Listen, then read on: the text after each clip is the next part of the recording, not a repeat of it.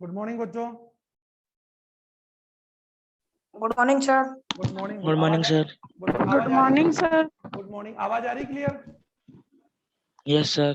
Okay. Yes sir. अब देखो बच्चों, कल हम लोगों ने सेल मॉडल के 2 मॉडल पढ़ लिए हम लोगों ने, ठीक है। पहला मॉडल हमने पढ़ा था सैंडविच मॉडल, दूसरा मॉडल है यूनिट मेम्ब्रेन, मतलब यूनिट इकाई कला मॉडल, और ये मॉडल किसने दिया था? रॉबर्टसन। ओके बच्चों, Divya Meena good morning. Okay, अब ध्यान दो, आज का हम लोग मॉडल पढ़ने जा रहे हैं सेल मेम्ब्रेन, और ये ध्यान है बच्चों की सेल मेम्ब्रेन को लेकर मैंने काफी आपको बता दिया। अब हम सेल मेम्ब्रेन का आखिरी जो मॉडल है वो हम पढ़ने जा रहे हैं, और वो मॉडल है तरल मोजेक। आज के मॉडल का नाम पढ़ेंगे तरल मोजेक मॉडल। ओके बच्चों, तरल यानी फ्लूइड, हम जानते हैं फ्लूइड, फ्लूइड मोजेक। ओके, अब देखो ये जो सिद्धांत, सबसे पहली बात है, ये जो मॉडल है सेल मेम्ब्रेन का, ये जो मॉडल है ये किन्होंने दिया बच्चों? सिंगर और निकोलसन। सिंगर और निकोलसन ने इस मॉडल को दिया था, ये मैंने बता दिया आपको बहुत पहले ही, है ना। अब देखो थोड़ा लंबा, थोड़ा जल्दी हम खींचेंगे। अब सिंगर और निकोलसन इस मॉडल दिया। इस मॉडल के अनुसार उन्होंने क्या बताया, एक बहुत बेसिकली बात बता रहा हूं। इन्होंने कहा कि सेल मेम्ब्रेन जो होती है उसके अंदर जो प्रोटीन होता है, यानी इस मॉडल का आप समझेंगे तो उन्होंने बताया कि सेल मेम्ब्रेन बनी तो किससे होती है? सेल में किससे बनी होती है बच्चों? वही लिपिड और प्रोटीन से। ओके, और इसके पहले वाले जो मॉडल क्या कहते थे कि प्रोटीन की 2 परतों के बीच, प्रोटीन की 2 परतों के बीच लिपिड पाया जाता है। सैंडविच में भी यही कहा था और रॉबर्टसन ने भी यही कहा। ये तो बात समझ आ गई कि आपकी सेल मेम्ब्रेन क्या होती है? त्रिस्तरीय होती है। त्रिस्तरीय का जानते हो बच्चों? ट्राई यानी ट्रिपल लेयर्ड, ये तो ध्यान है आपको। अब ये मॉडल, ये जो मॉडल कह रहा है, यानी ये जो सेल मेम्ब्रेन का जो मॉडल है, सबसे पहली बात तो ये कौन सा मॉडल है? सबसे मॉडर्न, सबसे आधुनिक सिद्धांत यही है। इन्होंने, सिंगर ने क्या कहा कि सेल मेम्ब्रेन में जो लिपिड होती है, सेल मेम्ब्रेन में जो लिपिड होती है वो बच्चों कौन सी लिपिड होती है? फास्फोलिपिड। वो तो पहले बता दीजिए मैंने आपको, फास्फोलिपिड होती है। लेकिन फास्फोलिपिड एक्चुअल में कौन सी स्थिति में पाई जाती है बच्चों? तरल। यानी ध्यान दोगे कि सेल मेम्ब्रेन में फास्फोलिपिड जो होती है वो तरल होती है, ये समझा तो लिक्विड होती है, ठीक है। उसी तरल फास्फोलिपिड में, उसी तरल फास्फोलिपिड के अंदर और बाहर प्रोटीन के अणु पाए जाते हैं। किसके अणु बच्चों? प्रोटीन के अणु। ये आपको मैं समझा दूंगा, अभी आपके समझ में आ जाएगा बिल्कुल इजी वे में। जैसे अगर हम लोग बच्चों, एक बार मैं आपको उदाहरण समझा दूं, जैसे आप लोग खीर बनाते हैं हम लोग, तो खीर बनाने के लिए हम लोग दूध का भी प्रयोग करते हैं। तो खीर जो है, खीर में जो दूध और चावल, बच्चों सुन रहे हो क्या? वो तो आपकी कौन है? वो तो लिपिड है। और उसी खीर में आप लोगों ने डाल दिए काजू, डाल दिए काजू। अब जब आप खीर को जब आप हिलाते हो तो काजू के जो टुकड़े, काजू वो खीर के अंदर भी है और खीर के बाहर भी है। बाहर भी आए ना समझ आपके? आप मेरी बात समझ यस रहे? सर। प्रयास तो समझ आ रहा हो? या फिर एक उदाहरण देख सकता हूं, इस मॉडल को हम लोग आइसबर्ग इन ओशियन, यानी समुद्र में, समुद्र देखा उन्हें, बहुत बड़ा समुद्र होता है, तो जिस प्रकार समुद्र के तरल में आपके यू कैसे आइसबर्ग यानी बर्फ से बड़ी बड़ी चट्टानें होती है, यानी देखा होगा कि बहुत बड़े बड़े समुद्रों के अंदर यू कह उनका टेम्परेचर बहुत कम होता है, उस टेम्परेचर की वजह से उसका पानी जम जाता है। तो बहुत बड़े समुद्रों में आप लोगों ने बहुत बड़े बड़े यानी बर्फ की बनी हुई चट्टानें देखी जिन्हें बोलते आइसबर्ग बोलते हैं। तो जिस प्रकार एक समुद्र में, जिस प्रकार एक बहुत बड़े समुद्र में आइसबर्ग होता है, ठीक उसी प्रकार सेल मेम्ब्रेन के अंदर जो फास्फोलिपिड होता है वो तरल में होता है, और उस तरल फास्फोलिपिड में प्रोटीन के जो अणु होते हैं वो पाए जाते हैं। और प्रोटीन यहां 2 प्रकार की है, इंटरस्टिशियल यानी समाकल प्रोटीन और बाह्य प्रोटीन, वो अभी बता दूंगा। जबकि जो पहले वाले मॉडल में आपने क्या देखा था? पहले वाले मॉडल में तो क्या बता रहा था कि प्रोटीन की बाहर और अंदर की परतों के बीच लिपिड है, लेकिन सिद्धांत वैसा नहीं है। ओके, तो एक एक चीज आपको समझा रहा हूं, फिर आपको समझ आ जाएगा। और मैं आपको अभी उदाहरण देकर समझाऊं, फिर समझाएगा। तो तरल फास्फोलिपिड होती है, और इस तरह, और हम जानते हैं फास्फोलिपिड, कल बता फास्फोलिपिड का अणु क्या होता है बच्चों? दूर भी होता है। फास्फोलिपिड का अणु क्या होता है ठीक से नहीं आ रही। बच्चों? दूर भी है। कल बताया मैंने आपको पोलर, और उसकी इसकी फास्फोलिपिड स्थान ऐसे होता है मैंने आपको, ये देखो, ये तो उसका कौन बच्चों? फास्फोलिपिड अणु की सिर, और ये उसका क्या बच्चों? पूंछ है। तो ये बात तो मैं कल आपको बताया, जो ये इसका हेड है और ये इसका क्या है? टेल है। ये ध्यान दोगे, फास्फोलिपिड अणु की संरचना ऐसी होती है। ओके, इसका जो हेड वाला सिर है वो कल हम पढ़ चुके बच्चों, ये जल में घुलनशील है, मतलब, और इसको आपने क्या बोला था? जलरागी। और पूंछ क्या होती है? जल विरागी। तो सेल मेम्ब्रेन में फास्फोलिपिड की द्विआण्विक परत होती है, लेकिन फास्फोलिपिड जो अणु होते हैं या फास्फोलिपिड होती है वो कौन से फॉर्म में होते हैं? तरल। कौन सी फॉर्म में बच्चों? तरल। ये समझोगे आप। ओके, अब कैसे? अब एक बार ये तो लिख लिया आप लोगों ने। अब देखो ये सिद्धांत क्या कहता है, इस सिद्धांत के अनुसार तरल मोजेक सिद्धांत का मतलब होता है कि सेल मेम्ब्रेन जो होती है, आप इसको समझेंगे, अभी मैं आपको समझा दूं तो जल्दी जल्दी। ये आपकी फास्फोलिपिड है, ये ध्यान दो, ये फास्फोलिपिड है। और फास्फोलिपिड के अंदर हम जो जानते हैं बच्चों, फास्फोलिपिड की बात हम करें, फास्फोलिपिड में ये किसके अणु बता रहा हूं मैं आपको?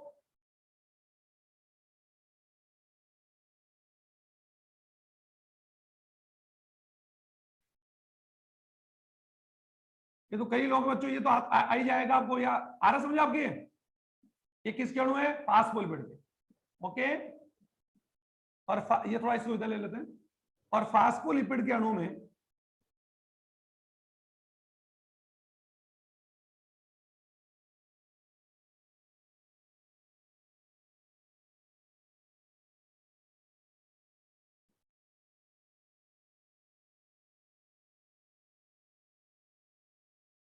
ये बच्चों फास्फोलिपिड है, ये ध्यान दो, फास्फोलिपिड है, तरल मीडियम। ओके, इस फास्फोलिपिड के अंदर अगर बात हम करें, और फास्फोलिपिड के यहाँ पर बहुत सारे अणु, एक नहीं बल्कि बहुत सारे अणु, आप समझ पा रहे हो मैं जो क्या बता रहा हूं? ये फास्फोलिपिड का कौन सा मीडियम बच्चों? तरल मीडियम। ये ध्यान देना, इस तरल मीडियम के अंदर तरल, ये जो अणु आप देख रहे हैं, ये आप लोगों का कौन सा है? तरल अवस्था। और ये किससे बना हुआ है बच्चों? ये अभी मैंने बताया था आपको, फास्फोलिपिड।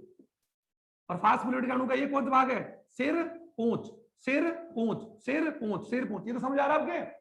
अब इस तरल माध्यम की बात हम, इसमें प्रोटीन होते हैं। अब इसमें प्रोटीन कैसे होते हैं? देखो, इसमें कुछ प्रोटीन, देखो ये प्रोटीन की, ये प्रोटीन है, ये प्रोटीन है। देखो इस प्रोटीन देखो बच्चों, आधा भार आधा लिपिड के अंदर।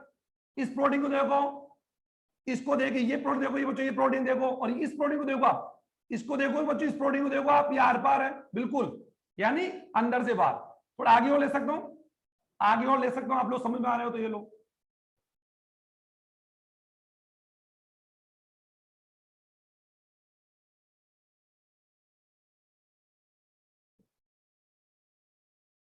बच्चों समझ आ रहा नहीं आ रहा?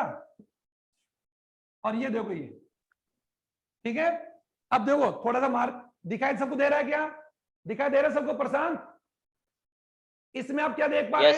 Yes sir. इसमें देखो, अब ये जो बड़े बड़े कण दिख रहे हैं, बड़े बड़े मोटे मोटे, ये बड़े बड़े जो पार्ट आप देख रहे हैं, देखो ये बड़े बड़े जो पार्ट आप देख रहे हैं, ये और कोई नहीं बच्ची, और कौन बच्चों? ये प्रोटीन है। ये भी कौन है? प्रोटीन। ये भी कौन है बच्चों? आर पार। ये जो आर पार, ये कौन है? प्रोटीन। ये भी कौन है? प्रोटीन। ये भी कौन है? ये। अब आप क्या देख रहे हैं कि तरल मोजेक, यानी अब मोजेक क्यों बोलते हैं? कि सेल मेम्ब्रेन के अंदर फास्फोलिपिड तरल होती है, और इस तरल फास्फोलिपिड में प्रोटीन के अणु, प्रोटीन के अणु पाए जाते हैं दो प्रकार से। कैसे? कुछ प्रोटीन के अणु, देखो कुछ प्रोटीन तो इस फास्फोलिपिड के बच्चों ये कहां पर है? बाहर है, और कुछ कहां पर है? अंदर। देखो आधा बाहर आधा अंदर, और ये क्या है बच्चों? पूरा का पूरा अंदर। देखो आप, देखो आर पार, और ये क्या है? पूरा अंदर। दिख रहा है? ये प्रोटीन कैसे बच्चों? अंदर है, और ये कैसे है? आर पार है। तो आप, जबकि सैंडविच मॉडल क्या बताता था? सैंडविच मॉडल ये कहता था कि प्रोटीन बाहर होता है। प्रोटीन कैसे होता है बच्चों? प्रोटीन बाहर होता है, और प्रोटीन के बीच में लिपिड होता है। ऐसे बताया था कल मैंने आपको, बताया था ना? यानी वो सिद्धांत क्या कहता है? सैंडविच थ्योरी क्या कहती है कि प्रोटीन की दो परतों के बीच, जबकि सिंगर और निकोलसन ने क्या पाया कि सेल मेम्ब्रेन के अंदर जो लिपिड होती है, लिपिड प्रोटीन जो है, सॉरी लिपिड जो होती है फास्फोलिपिड, उसके अंदर और बाहर प्रोटीन पाई जाती है। तो आप देखो सैंडविच मॉडल और ये मॉडल क्या एक है क्या? नहीं समझ आ रहा आपके? सैंडविच मॉडल तो क्या बताता बच्चों? सैंडविच मॉडल तो क्या कहता है कि प्रोटीन की दो परतों के बीच में क्या पाया जाता है? लिपिड। लेकिन यहां पर ऐसा नहीं है। आपने क्या देखा? अब यहां पर जो आप देख पा रहे हैं बच्चों, यहां पर जो वसा यानी लिपिड के जो अणु है वो यहां पर क्या कर रहे हैं? गति कर सकते हैं। वसा के अणु भी और किसके अणु? प्रोटीन, दोनों के अणु क्या करते हैं? गति करते हैं। किस प्रकार गति? समझो इसको। देखो बच्चों, जब आप पानी, ध्यान सुनना, पानी के अंदर आप पानी में जब चीनी घोलते हैं बच्चों, पानी में जब चीनी डालते हैं तो देखा होगा पानी के अणु चीनी की ओर और चीनी के कण पानी की ओर गति करते हैं, जिस क्रिया को हम क्या बोलते हैं? विसरण। पानी में चीनी देखा आपने? तो आप मुझे पानी में, जब पानी कौन है? तरल, लिक्विड, और चीनी क्या है? ठोस। तो जब पानी से भरे गिलास में आप जब चीनी डालते हैं तो बताओ किसके कण गति करते हैं? तो जवाब क्या आएगा? दोनों के। नहीं समझ आ रहा आपके? किसके कण गति करेंगे? दोनों के। पानी के कण भी गति करेंगे और चीनी के भी गति करेंगे। इस प्रकार की क्रिया को हम क्या बोलते हैं? विसरण। वही बात यहां पर है कि सेल मेम्ब्रेन के अंदर फास्फोलिपिड के अणु भी क्या करते हैं बच्चों? गतिशील होते हैं, और प्रोटीन के भी क्या होते हैं? गतिशील होते हैं। किस प्रकार? इस मॉडल को हम लोग क्या बोल सकते हैं? आइसबर्ग इन ओशियन। ये नहीं समझ आ रहा आपको? अरे भाई, बहुत बड़े समुद्र देखा आपने? जिस प्रकार बहुत बड़े समुद्रों में, महासागरों में बर्फ के बड़े बड़े शिलाखंड आते, पहाड़ आते हैं, तो दूर से कैसे दिखाई देता है? जैसे समुद्र में आइसबर्ग। तो समुद्र में आइसबर्ग गति भी करते हैं, स्थिर भी होते हैं। या फिर एक एग्जाम्पल और बता रहा हूं तो एक एग्जाम्पल समझ आएगा। आप अपने घर में एक पानी का बड़ा टब लो, टब लिया बच्चों, पानी का टब, जानते हो टब? उस टब में बर्फ डालो, ठीक है? तो जब आप बर्फ को ऊपर से डालोगे तो बर्फ के कुछ कण या बर्फ के कुछ जो भाग होंगे, बर्फ वो जल के अंदर डूबेगा और कुछ जल के बाहर आएगा, और थोड़ी देर बाद बर्फ के सारे टुकड़े पानी पर तैरेंगे। क्या आ गया? तो जिस प्रकार पानी में बर्फ होती है, ठीक उसी प्रकार सेल मेम्ब्रेन में फास्फोलिपिड में क्या डूबे होते हैं? प्रोटीन। और यहां प्रोटीन कितने प्रकार की बच्चों? दो प्रकार की। कितने प्रकार की? दो। समझ आ रहा है? यानी इंटेस्टिकल बोलते हैं, या फिर एक बार वर्ड बोलोगे आंतरिक प्रोटीन, और एक कौन सी? बाह्य। अब देखो एक बार, ये जो प्रोटीन है बच्चों, ये दिख रही है बच्चों, ये कौन सी प्रोटीन है? प्रोटीन या दो प्रकार की होगी। प्रोटीन दो प्रकार की होती है। एक प्रोटीन कौन सी बच्चों? ये दिख रही है आपको? देखो, इसको देखो, तो ये कौन सी प्रोटीन है बच्चों? आंतरिक। या तो बोलोगे आंतरिक, या फिर इसका नाम होता है समाकल प्रोटीन। क्यों बोलते हैं समाकल? क्योंकि ये फास्फोलिपिड में दसी होती है, ठीक है? फास्फोलिपिड के अंदर। ओके, अच्छा, इसको देखो, ये देखो, ये देखो, ये इसको देखो, ये कौन सी है? फास्फोलिपिड के बाहर। तो ये दूसरी कौन सी प्रोटीन हो गई? बाह्य, ठीक है? एस्टिंगुल, यानी एस्टिंगुल बोलते हैं, या बाह्य प्रोटीन। तो आपने क्या देखा था कि सिंगर और निकोलसन ने भी है, क्या बोलते हैं उसको? डेविसन डेनियाली ने क्या बोला कि प्रोटीन की दो परतों में लिपिड होता है, जबकि तरल मोजेस सिद्धांत क्या करे कि सेल मेम्ब्रेन में फास्फोलिपिड के तरल में प्रोटीन के अणु या कण पाए जाते हैं। और प्रोटीन कितने प्रकार की? दो। कुछ प्रोटीन फास्फोलिपिड के आर पार है। देखो, ये आर पार है, तो ये प्रोटीन बच्चों सेल मेम्ब्रेन की कैसी कुछ आर पार है ना? अरे बच्चों, ये सेल मेम्ब्रेन का ये कौन सा भाग होगा? बाह्य। और ये कौन सा हो गया? अंदर। क्योंकि ये सेल मेम्ब्रेन का कोशिका कौन सा भाग? आउट। और ये कौन सा हो गया? इन हो गया। क्योंकि ये तो आपको मालूम है, ये तो आप जानते हैं कि सेल के बाहर, ये बच्चों सेल के बाहर ये कौन सा एरिया है? आउट। और ये कौन सा? इन। तो किसी पदार्थ, ये कोई पदार्थ है, ये देखो, सुन रहे हो क्या? इन पदार्थ, अब ये पदार्थ इस समय सेल मेम्ब्रेन के कहां पर है? बाहर। और ये कहां पर? अंदर। क्योंकि ये कोशिका का क्या है? जी तरफ है। तो ये जो पदार्थ, इन पदार्थों को अंदर जाने के लिए किसको पार करना पड़ेगा? सेल मेम्ब्रेन को। और बाहर जाने के लिए सेल मेम्ब्रेन। तो कोशिका में पदार्थों के अंदर और बाहर आने जाने का नियंत्रण कौन करती है? Cell membrane. कौन करती बच्चों? Cell membrane. और आपने देखा कि सेल मेम्ब्रेन कुछ पदार्थों के लिए पारगम्य होती है ना पारगम्य, किसके लिए? विलायक। सेल मेम्ब्रेन किसके लिए पारगम्य है? विलायक के लिए। और जो आप सेल मेम्ब्रेन देख रहे हैं, इस सेल मेम्ब्रेन की बात हम करें, इस सेल मेम्ब्रेन में इसकी मोटाई कितनी है बच्चों? 75 एंगस्ट्रॉम है। और इस 75 एंगस्ट्रॉम में छिद्र कितने हैं? 3.5 एंगस्ट्रॉम के छोटे छोटे क्या बताते हैं? छिद्र। उन छिद्रों से किसके अणु जा सकते हैं? जल के। नहीं समझ आ रहा आपके? समझ आ रहे हैं? लेकिन बाकी जो अणु होते हैं, जैसे विलेय पदार्थ है, आयन है, ग्लूकोज है, अमीनो अम्ल, इनको लाने ले जाने के लिए सेल मेम्ब्रेन में जो प्रोटीन बच्चों ये दिख रही क्या? ये प्रोटीन देखो, ये प्रोटीन, तो ये प्रोटीन कौन सी? बाहर है। तो ये बाह्य प्रोटीन यहां पर किसका काम करेगी बच्चों? वाहक का काम करेगी। किसका? वाहक। वाहक मतलब ये प्रोटीन पदार्थों को बाहर से अपने साथ जोड़कर कहां पर लेकर आएगी? अंदर लेकर आएगी। कहां पर लेकर आएगी? अंदर, और अंदर से बाहर। नहीं समझ आ रहा? समझ आ रहा है? सेल मेम्ब्रेन में प्रोटीन जो होती है, प्रोटीन वो किसका काम करती है? वाहक का। ये क्या करती है बच्चों? कोशिका के बाहर से पदार्थों को अपने साथ जोड़कर कोशिका के अंदर लेकर आती है, और अंदर से पदार्थों को बाहर लेकर जाती है। कैसे? जैसे आपकी बस करती है, आपकी गाड़ी करती है, एरोप्लेन करता है, ट्रेन करता है ना। ट्रेन क्या काम करती है बच्चों? ट्रेन आपको एक स्टेशन से दूसरे पर लेकर जाती है और दूसरे से पहले पर लेकर आती है, ये होता है। तो ऐसे ही सेल मेम्ब्रेन में प्रोटीन किसका काम करती है? वाहक का। वाहक मतलब कैरियर का काम करती है। ठीक है? और ये जो प्रोटीन आप देख रही है, ये जो आर पार प्रोटीन है, जो बाहर से अंदर की ओर है बच्चों, दिख रहा है सबको? ये दिख रहा है आपको आर पार? तो जो प्रोटीन फास्फोलिपिड में आर पार है, बाहर से अंदर की ओर है, ये यहां पर किसका काम करेगी? चैनल का। किसका काम करेगी? चैनल का काम करेगी। चैनल का अर्थ है कि ये यू कह सकते आवश्यकता अनुसार, आवश्यकता, क्योंकि प्रोटीन अंदर से क्या बच्चों? खोखली है, तो चैनल का अर्थ है आवश्यकता अनुसार। आवश्यक ये इस प्रकार होती है, ऐसे आवश्यकता अनुसार ये चैनल को क्या कर सकती है? खोल सकती है, और आवश्यकता क्या कर सकती है? बंद कर सकती है। जैसे आपके घरों के अंदर बच्चों चैनल गेट जानते? चैनल गेट, तो चैनल गेट क्या होता है? जिसे आवश्यकता में क्या करते हैं? खोलते हैं और बंद करते हैं। नहीं समझ आ रहा आपके बच्चों? चैनल गेट देखा क्या? एक तुम्हारे घरों में हम लोग गेट लगाते हैं, तो चैनल गेट क्या होता है? चैनल गेट का मतलब क्या होता है?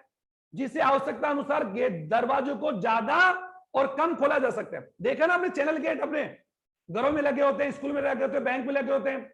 तो चैनल गेट का मतलब क्या होता है? जिन्हें आवश्यकता के अनुसार छोटा और बड़ा किया जा सके। समझ आ गया? चैनल गेट को हम लोग इतना बंद कर सकते हैं, इतना कर सकते हैं, और इतना भी खोल सकते हैं। तो आवश्यकता अनुसार जिसे कम ज्यादा किया जा सके, दैट मीन चैनल। तो आपकी ये प्रोटीन यहां पर किसका काम कर रही है? चैनल का काम कर रही है। तो बच्चों फास्फोलिपिड का ये जो तरल मौजूद सिद्धांत है सिंगर निकोलसन का, वो क्या कहता है? सुनो कि सेल मेम्ब्रेन जो है, फास्फोलिपिड प्रोटीन बनी होती है, और फास्फोलिपिड तरल अवस्था में होता है, और प्रोटीन ठोस समूह। प्रोटीन कौन सी अवस्था में? ठोस। और फास्फोलिपिड के तरल में प्रोटीन के कण पाए जाते हैं, धसे हुए पाए जाते हैं। धसने का मतलब डूबे हुए। अब यहां पर प्रोटीन दो प्रकार की है, कुछ प्रोटीन फास्फोलिपिड के बाहर होती है और कुछ फास्फोलिपिड के अंदर। और आप देख भी पा रहे हैं यहां पर चित्र में, ये प्रोटीन बाहर है, ये प्रोटीन देखो कैसे बच्चों? आधी बाहर आधी अंदर। और ये कैसी है? पूरी की पूरी आर पार है, ये बाहर है, ये बाहर है, ये अंदर है। ये तो प्रोटीन दो प्रकार की हो गई, समाकर प्रोटीन और बाह्य प्रोटीन। ठीक है? और बाह्य प्रोटीन के अणु किसका काम करेंगे? कैरियर का। कैरियर जानते हो बच्चों? कैरियर का अर्थ है किसी पदार्थ को बाहर से अंदर और अंदर से बाहर लेकर जाने का कार्य कर। ये किसका काम हो गया? Cell membrane. चलो अब ये तो पूरा हो गया बच्चों। अब बात आती जल्दी, अब जो सेल मेम्ब्रेन का संगठन, जल्दी संगठन करता है कि सेल मेम्ब्रेन में किस किस की मात्रा कितनी होती है। तो सेल मेम्ब्रेन में जनरली अगर बात हम करें, सेल मेम्ब्रेन में जनरली अगर हम बात करें तो प्रोटीन और लिपिड, प्रोटीन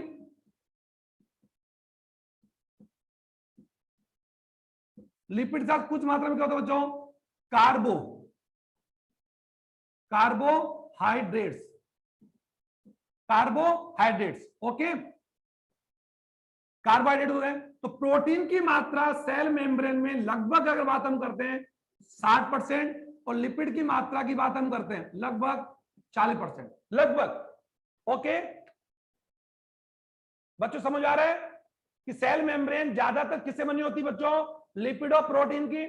कार्बोहाइड्रेट की मात्रा, कुछ सेल मेम्ब्रेन में कार्बोहाइड्रेट भी होता है, लेकिन बहुत ही कम, बहुत कम होगा, बहुत कम होगा, बहुत कम होगा। ओके, लेकिन कार्बोहाइड्रेट वैसे होता नहीं है, लेकिन अगर होगा तो बहुत कम होगा।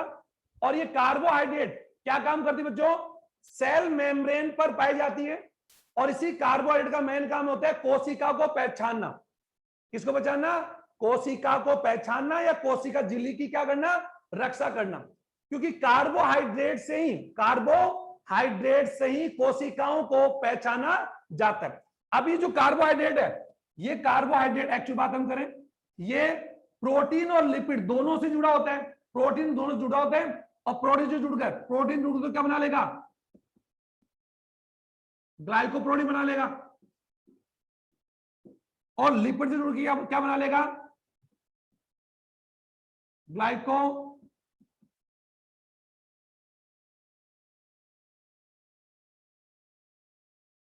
आप इसको समझे कि सेल मेम्ब्रेन में जो कार्बोहाइड्रेट है, कार्बोहाइड्रेट जो है वो कार्बोहाइड्रेट एक्चुअल में प्रोटीन के अणुओं से जुड़कर क्या बनाएगा? ग्लाइकोप्रोटीन। ग्लाइको मतलब ग्लाइकोजन, ग्लाइको मतलब ग्लाइकोजन कार्बोहाइड्रेट, और प्रोटीन के अणु जुड़ के क्या बना लेगा? ग्लाइकोप्रोटीन। और लिपिड से बल्कि क्या बना लेगा? ग्लाइकोलिपिड। ठीक है, और ये दोनों कौन बच्चों? जटिल यौगिक है, मतलब दो पदार्थों से मिलकर बनते हैं। कल बताया मैंने आपको, लिपिड और प्रोटीन को लिपोप्रोटीन बोलते हैं, फास्फोलिपिड मिलकर क्या बनाते हैं? फास्फोलिपिड बोलते हैं। तो ग्लाइकोजन और लिपिड मिलकर क्या बनाएंगे? ग्लाइकोलिपिड। और ग्लाइकोप्रोटीन मिलकर क्या बनाएंगे? ग्लाइकोप्रोटीन। चलो, ये तो आपको मैंने संग्रह बता दिया। ओके, अब ये आगे हम बढ़ते हैं। इसके बाद हम बच्चों, अब बात आती है सेल मेम्ब्रेन के कार्य। सेल मेम्ब्रेन के क्या पढ़ेंगे बच्चों? वर्क। ओके, यानी वर्क ऑफ सेल मेम्ब्रेन। तो देखो, आप इसको ऐसे समझेंगे, कोशिका झिल्ली का मेन काम क्या है? जल्दी हम लिखा लिखेंगे। नंबर 1, कोशिका के आकार और आकृति प्रदान करना। अब आप ये बता दो, सेल मेम्ब्रेन किस में पाई जाती है? सभी कोशिकाओं में। ओके, तो हम अभी आप बोले सर ये काम तो सेल वॉल करती है, तो मैंने बोला सेल वॉल क्या समय पाई जाती है क्या? नहीं। तो सभी कोशिकाओं में कौन सा आवरण कॉमन है? Cell membrane. जंतु कोशिका में भी, पादप कोशिका में भी, और प्रोकैरियोटिक कोशिकाओं में भी। तो कोशिका के आकार का नियंत्रण कौन करेगी? Cell membrane. तो लिखो नंबर 1, लिखो बच्चों मेरे साथ लिखो, कोशिका झिल्ली के काम। नंबर 1, कोशिका के आकार और आकृति, आकार और आकृति का नियंत्रण। ठीक है। नंबर 2, कोशिका को नष्ट होने, कोशिका को नष्ट होने से बचाने में। प्रशांत लिखो बेटा, अभी लिखो। प्रशांत, प्रशांत लिख रहे हो क्या? हाँ लिखो, कोशिका को नष्ट होने से बचाने में। राइट। तीसरा सबसे इंपॉर्टेंट, सबसे इंपॉर्टेंट, कोशिका में पदार्थों, और पदार्थ दो प्रकार के होते बच्चों, विलेय और विलायक आयन। ठीक है, कोशिका में पदार्थों के, लिखो ब्रैकेट, पदार्थ लिख लिए, पदार्थ, पदार्थ। ठीक है, पदार्थों के अंदर और बाहर, अंदर और बाहर, मतलब अंदर से बाहर और बाहर से अंदर, अंदर और बाहर आने जाने का नियंत्रण करना सबसे इंपॉर्टेंट काम है ये। ठीक है बच्चों, पदार्थों का कोशिका से अंदर और बाहर आने जाने का नियंत्रण करना। ठीक है, इसकी अब एक बार लिखो, कोशिका झिल्ली, कोशिका झिल्ली अर्धपार्ग में होती है। जल्दी याद चलो, कोशिका झिल्ली अर्धपार्ग में होती है। जो विलायक के लिए, और सबसे अच्छा विलायक कौन है? पानी। सबसे अच्छा विलायक कौन होता है बच्चों? पानी, जल होता है। और विलायक किसे कहते हैं? वह पदार्थ जिसमें विलय को घोलते हैं। तो बताओ, घर में आप ज्यादातर किसका प्रयोग करते हो घोलने में? पानी का। पानी का करते हो ना। तो पानी कौन है बच्चों? एक अच्छा विलायक है, एक अच्छा विलायक है। वैसे विलायक तो बहुत है, ईथर भी है, क्लोरोफॉर्म भी है, और अगर बात हम करते क्या बोलते हैं उसको, एसीटोन भी है, बहुत से हमारे पास। ऐसी बात नहीं, बहुत सारे यू कह सकते हैं पेट्रोल है, डीजल, ये बहुत सारे यू क्या हो सकते हैं, विलायक होते हैं। लेकिन दैनिक जीवन में सबसे अच्छा विलायक कौन है? पानी। ठीक है। और विलय पदार्थ क्या होते हैं? वे पदार्थ जिन्हें विलायक में घोला जाता है, जैसे नमक, अम्ल, सार, ओके, या फिर अमीनो अम्ल, ग्लूकोज, या फिर वसी अम्ल, ये सारे आयन, ये सब के सब क्या होते हैं? विलय। तो क्या लिखा? कोशिका झिल्ली विलायक के लिए पारगम्य और विलय पदार्थों, जल्दी, विलय पदार्थ,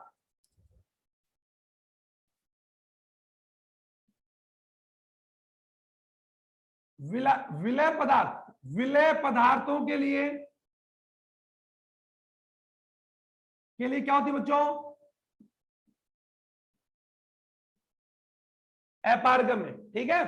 अब इन विलय पदार्थों को कोशिका में अंदर से बाहर लाने ले जाने के लिए क्या पाए जाते हैं? वाहक। क्या पाए जाते हैं? वाहक। अभी भी बताया मैंने आपको। तो सेल मेम्ब्रेन में जो वाहक प्रोटीन है वो क्या काम करेगी बच्चों? वो पदार्थों को, यानी विलय पदार्थों को कोशिका के अंदर से बाहर लेकर जाने और लेकर आने का काम करेगी। ठीक है। ठीक है बच्चों। जबकि विलायक के अणु के लिए किसी वाहक की जरूरत नहीं पड़ती, क्योंकि विलायक के अणु खुद कोशिका झिल्ली में से आ जा सकते हैं। आ जा सकते हैं। समझ आ गया या नहीं यार आपके? तो विलायक के अणु तो आ जा सकते हैं, विलय के अणुओं के लिए क्या पाए जाते हैं? वाहक।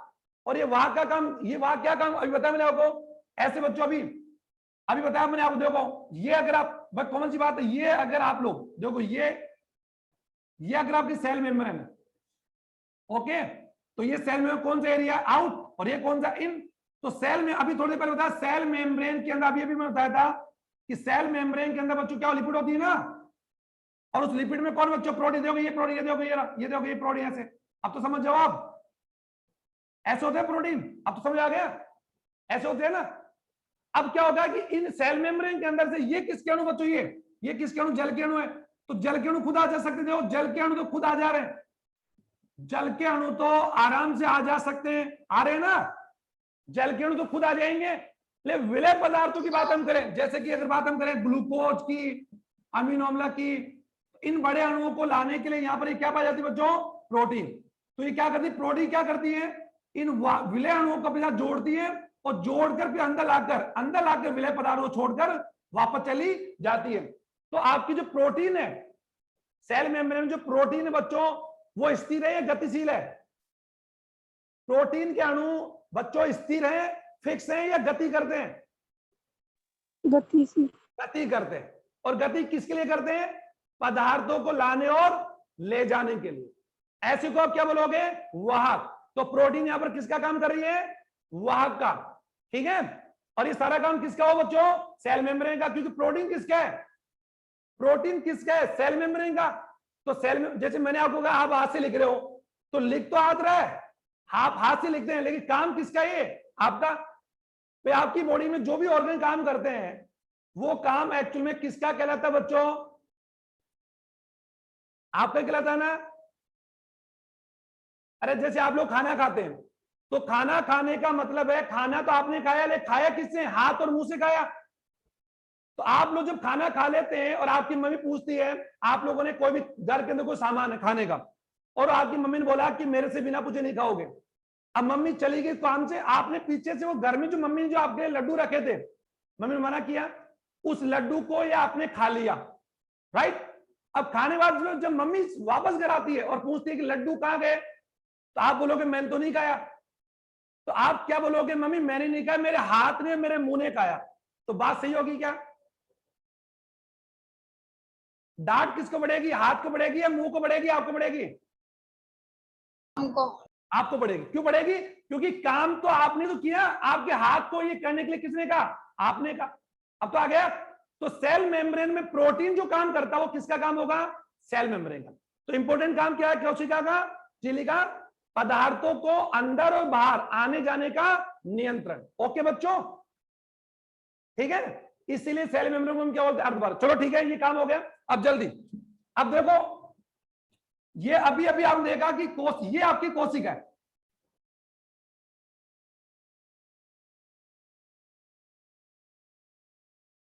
बच्चों दिख रहा है कोशिका, और ये कोशिका के अंदर ये कौन बच्चों, ये कौन आपका न्यूक्लियस है और ये जीवद्रव है।